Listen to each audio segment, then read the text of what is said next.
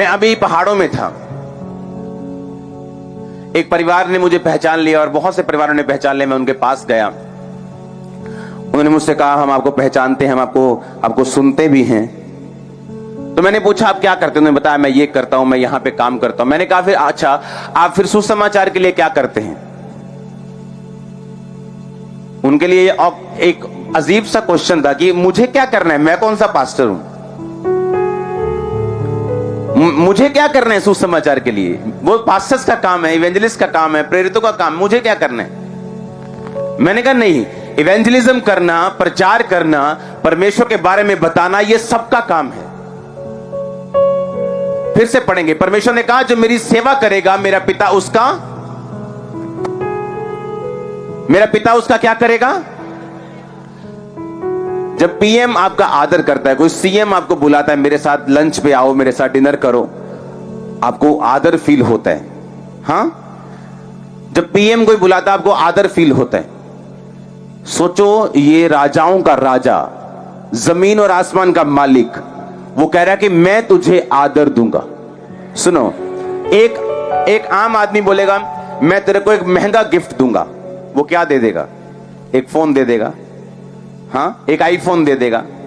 हाँ, एक आम आदमी 25-30 हजार कमाने वाला आदमी, एक अमीर आदमी बोले कि मैं तेरे को एक महंगा गिफ्ट दूंगा, वो क्या दे देगा? ज्यादा कार दे देगा। एक अंबानी टाइप बहुत ज्यादा अमीर आदमी बोलेगा मैं तेरे को महंगा गिफ्ट दूंगा, क्या दे देगा? प्लेन दे देगा। बस इतना ही है। यहां परमेश्वर कह रहे हैं मैं तुझे आदर दूंगा। इमेजिन करो वो आदर कैसा होगा। आज लाइफ, आज परिवार, आज पत्नियां अपने लाइफ में संपूर्ण फील नहीं करती। आज पति अपनी लाइफ में संपूर्ण फील नहीं करते। उन्हें लगता है कि नहीं, कुछ कमी है लाइफ में। वो कमी क्या है? परमेश्वर की सेवा की कमी। परमेश्वर ने कहा जैसे ही तू मेरी सेवा करेगा मैं तुझे क्या दूंगा? आदर दूंगा। कहां से? लोगों से, तेरे पति से, तेरी पत्नी से, तेरे बच्चों से, तेरे माता पिता से, तेरे रिश्तेदारों, तेरे समाज से, तेरे चर्च से मैं तुझे आदर दूंगा। अब सुनो ध्यान से। उन्होंने मुझे कुछ नहीं बताया, मैंने उनको बताया। मैंने कहा अगर हमारा जीवन सुसमाचार के लिए समर्पित नहीं है और हम परमेश्वर के सामने डेडिकेटेड नहीं है, और हम चाहे अच्छे भी हों, हम बहुत अच्छे हैं, हम अपने कामों में बिजी हैं, हम अपने प्रोफेशन में बिजी हैं, लेकिन परमेश्वर ये बात नहीं देखता, उससे हम क्या होते हैं? हम शैतान के सामने ओपन हो जाते हैं और वो हमारी लाइफ पर अटैक कर सकते हैं। और परमेश्वर भी कई बार रोकता नहीं, या शैतान के पास एक अथॉरिटी होती है कि वो आप पे अटैक कर सकता है। कारण ये है क्योंकि आपकी लाइफ परमेश्वर के लिए डेडिकेटेड नहीं है, आपकी जिंदगी परमेश्वर की सेवा के लिए, उसके राज्य के लिए समर्पित नहीं है। यूसुफ जब पोतीफर के घर में था, बाइबल कहती है कि सब कुछ यूसुफ के अधिकार में था उसकी पत्नी को छोड़ के। और किस पे अटैक हुआ? उसकी पत्नी के ऊपर। जो कुछ आप परमेश्वर के घर में, जो कुछ आप परमेश्वर के सामने समर्पित नहीं करेंगे, उसी पर शैतान अटैक करते हैं। अगर आपकी लाइफ, आपका जीवन, आपका शरीर परमेश्वर के लिए समर्पित नहीं है, वो इस पे अटैक करेगा। आपका फाइनेंस, आपका पैसा परमेश्वर के राज्य के लिए समर्पित नहीं है, वो उस पे अटैक करेगा। आपके बच्चे समर्पित नहीं है, वो बच्चों पे अटैक करेगा। आपका घर समर्पित नहीं है, वो घर पे अटैक करेगा।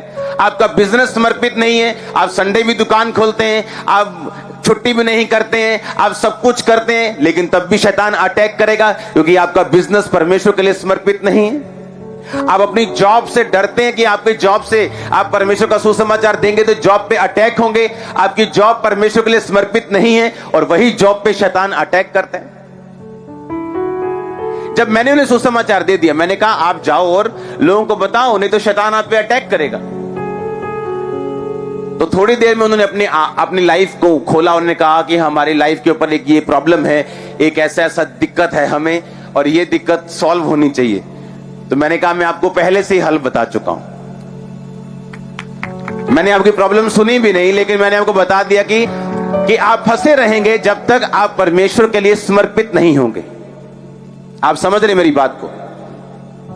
मैं आपको लिख के देता हूं, ये सोच के रखो कि आपके पास चाहे आपका बेस्ट परिवार हो, आपके बच्चे हो, आपका पति हो, आपकी पत्नी हो, लेकिन उनमें से कभी भी बेस्ट नहीं निकलेगा जब तक आप परमेश्वर को अपना बेस्ट नहीं देंगे। आप समझ रहे हैं मेरी बात को? अगर उनमें से बेस्ट लेना है, आपको अपना बेस्ट परमेश्वर को देना है। हालेलुया। मैंने लोगों को देखा कि प्रार्थनाएं करते हुए, परमेश्वर मेरी सेवकाई क्यों नहीं बढ़ रही? क्योंकि तूने जो बीज चाहिए था वो बोया नहीं। कंपनी का एसी वर्ल्ड क्लास है, उसको कोई मात नहीं कर सकता, कोई चैलेंज नहीं कर सकता। पर वही कंपनी जब टीवी बनाती है तो उसका टीवी फेल है। कंपनी फेल नहीं है, प्रोडक्ट फेल है। कितनों को समझ आई? उसका कारण यह है कि उस कंपनी ने एसी में एक्सपर्टीज ली है, एक्सपर्ट हो गई वो एसी बनाने में। पर टीवी उसका फेल है। अगर उसको टीवी में इतनी नॉलेज नहीं है, पर उसने शुरू कर दिया काम। पर जिसका टीवी कामयाब है, वो 40 साल से टीवी बना रहा है, पर उसका एसी कामयाब नहीं हुआ क्योंकि अभी उसने अभी शुरू किया। यानी जिस हिस्से में आप काम करते हो वो हिस्सा आपका क्या रहता है? कामयाब। हां, अब कंपनी फेल नहीं है, उसके 10 प्रोडक्ट और बड़े कामयाब हैं, पर एक प्रोडक्ट फेल है। क्यों? इतना काम नहीं हुआ उस प्रोडक्ट के ऊपर। अब प्रभु यीशु मसीह फेल नहीं है। हां, आपने अपने हिस्सों के ऊपर काम नहीं किया। आज इसीलिए कोई चंगा होके बैठा है क्योंकि उसने अपनी चंगाई के ऊपर काम किया। क्या काम किया? जब बोला गया आपकी बीमारियां गायब हैं, उसने आमीन बोला। जब उसे बोला गया हाथ रखो और आपकी बीमारियां श्रापित हैं और आप चंगे हो चुके हैं, उसने फेथ के साथ आमीन बोला। जब उसे बोला गया अच्छा बोलो उसके कोड़े खाने से मैं चंगा चंगी हो चुकी हूं, उसने बोला। हां, अच्छा प्रभु भोज लेना है, बपतिस्मा लेना है, उसने लिया, उसने काम किया और चंगाई हासिल कर ली। पर वो बंदा गरीब रह सकता है क्योंकि वो एक अलग इशू है। एक वकील जो क्रिमिनल केसेस लेते हैं, अगर आप उसको बोलेंगे मेरा इनकम टैक्स का केस ले लो, तो वो नहीं लेगा। क्यों? है तो वकील है वो, क्यों नहीं लेगा केस? वो बोलेगा नहीं, मैं एक्सपर्ट हूं अपने एरिया में, मैंने इसके बारे में ज्यादा पढ़ा हुआ है, मुझे ज्यादा नॉलेज है क्रिमिनल केसेस के बारे में, लेकिन मुझे ये फाइनेंस के केसेस में मत फंसाओ, मुझे नॉलेज नहीं है। वो वकील, पर अपने हिस्से अपना एरिया उसने एक स्ट्रांग किया, इसीलिए उसमें वो कामयाब है। कितनों को मेरी बात समझ आई? अब आपकी कामयाबी जिस हिस्से में आप रखना चाहते हो, ये परमेश्वर पर निर्भर नहीं करती, ये आप पे निर्भर करती। अब हो सकता है आप अपनी सेहत में कामयाब हो क्योंकि आपने काम किया, कन्फेस किया, अंगीकार किया, प्रेयर की, पर हो सकता है आप पैसे में फेल हो। क्यों? क्योंकि आप टाइथ देने वाले नहीं हैं, ना बीज बोने वाले हैं।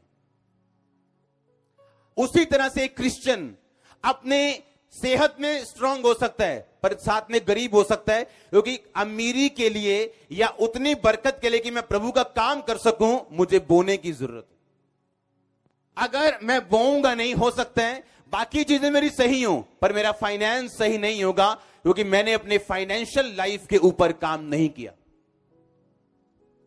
और अगर आप इस बात को समझें, आप जानते हैं हमारी लाइफ में, इस मिनिस्ट्री में तब बरकत आई है जब जब अपनी घटियों में भी इस मिनिस्ट्री ने बोया और अब तक बो रही। Hallelujah, hallelujah. जिस हिस्से में आप काम नहीं करोगे वो हिस्सा फलवंत नहीं होगा और गलती परमेश्वर की नहीं होगी। अब ऐसे परमेश्वर के सेवक हैं जिनके बच्चे सेवा कर रहे हैं, ऐसे भी हैं जिनके बच्चे सेवा नहीं कर रहे। जब उनसे पूछा गया कि आप सेवा में क्यों नहीं हो, आपके फादर बहुत बड़े सेवक हैं, कहते अच्छा पता है क्यों? क्योंकि उस फादर ने अपने बच्चों के साथ कभी टाइम स्पेंड नहीं किया, सेवा में बिजी रहे 24 घंटे, और बच्चे उन्हें जानते ही नहीं। अब उन्होंने सेवा तो मजबूत कर ली पर अपनी फैमिली में काम नहीं किया। और एक सफल सर्वेंट ऑफ गॉड होने के बावजूद भी बच्चों के मामले में कामयाब नहीं। कसूर परमेश्वर का नहीं। परमेश्वर ने आपको इतना बड़ा दिमाग, बुद्धि और बाइबल दी है, किसी कारणवश दी है। प्रेसिडेंट का फोन आया, अमेरिका के प्रेसिडेंट का, और फोन पे बात कर रहे हैं बिली ग्राम, और उनका बेटा आया टूटी कार लेके, कहता पापा कार जोड़ दो मेरी। कहते mister president please hold down, please hold कीजिए, मेरा बेटा आया। उसको होल्ड पे रखा, प्रेसिडेंट के फोन को, जैसे हमारे देश में सबसे बड़ा प्रधानमंत्री जिसको पावरफुल बोलते हैं, होल्ड पे रखा, उसकी गाड़ी ली, उसका पहिया जोड़ा, उसको कहा ये ले, और दोबारा बोला हेलो, हाँ जी। आप समझे बात के नहीं? तो वो बेटा अपने फादर की कदर क्यों ना करेगा? उसका बेटा आज 65-66 साल का है, बेटा छोटा है नहीं है, वो तब की बातें हैं पुरानी, पर आज वो प्रचारक है, सालों से प्रचार कर रहे हैं। उसका पोता प्रचारक है, पोते के बच्चे प्रचारक बन रहे हैं। क्यों? काम किया। अगर आप मसीह में आंखें बंद करके नहीं चल रहे हैं, क्योंकि आप जिस हिस्से पे काम करेंगे प्रभु आपके साथ होगा। ये नहीं आंखें आप मॉल में चले गए और आप सोचेंगे अपने आप मेरे कपड़े चल के दुकान से बाहर आ जाएंगे, अपने आप मेरे बाल कट जाएंगे, अपने आप मेरी कुर्सी आ जाएगी, अपने आप सब कुछ हो जाएगा क्योंकि मैं मॉल में आ गया हूं। नहीं, आप मॉल में चले गए, लेकिन आपको हर दुकान में जाना है जिसकी आपको जरूरत है। आपको जाना है, दुकान ने आपके पास नहीं आना है। एक सिस्टर आई, यदि मेरे लिए प्रेयर करो। जब लोगों को मालूम होता है ले हैंड से मिरेकल होते हैं तो लोग उत्साहित होते हैं कि हम पे हाथ रख के प्रेयर हो जाए। मेरे ऊपर कर्जा है। अच्छा, कितने साल से प्रभु में? कहते 10 यानी कितने साल से। तो मेरे को मालूम था कहीं गड़बड़ है। हस्बैंड क्या करते हैं? सरकारी नौकरी। बेटा क्या करता है? सरकारी नौकरी। आप क्या करते हो? हम सब काम करते हैं। तो कर्जा क्यों है? कभी टाइथ नहीं दिया, नेवर, कभी भी। और मैंने कहा मेरी प्रेयर भी आपको छुड़ा नहीं सकती। जहां प्रभु का वचन टूटा हुआ होगा वो मेरी प्रेयर नहीं सुनेगा। हालेलुया। नहीं तो लोग यही बोलेंगे आप कामयाब नहीं हो इस हिस्से में, पर उनको ये नहीं मालूम आपने खुद इस हिस्से पे काम नहीं किया। मुझे जिस चीज की जरूरत है मैं उस सोर्स के पास जाऊंगा और उसे लूंगा, क्योंकि ग्रेस मेरे पास है। सब जन अपनी आंखों को बंद करो, अपने हाथों को उठाओ, यहां वहां जहां भी मौजूद हो, और परमेश्वर से बोलो, परमेश्वर मैं अपना पास्ट कभी ना भूलूं, मैं अपना पिछला जीवन कभी ना भूलूं कि तूने मुझे कहां से उठाया, ताकि जब प्रेजेंट चैलेंजेस में देखूं मैं अपनी पास्ट की विक्ट्रीज पे ध्यान दूं और यह विश्वास रखूं कि फ्यूचर में तू मेरे साथ है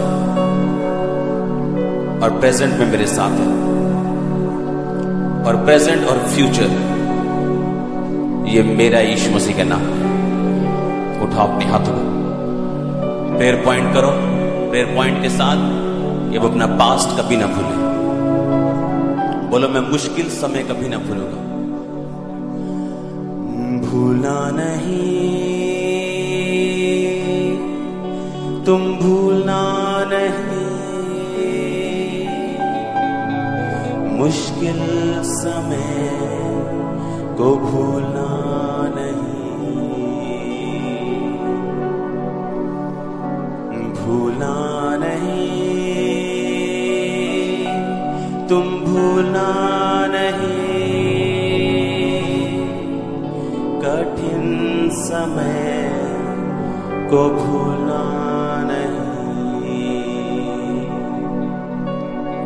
तुम व्याकुल समय को भूलना नहीं, तुम कठिन समय को भूलना नहीं, भूलना नहीं, भूलना नहीं, तुम मुश्किल समय को भूलना नहीं, भूलना नहीं, भूलना नहीं, तुम मुश्किल समय को भूलना नहीं।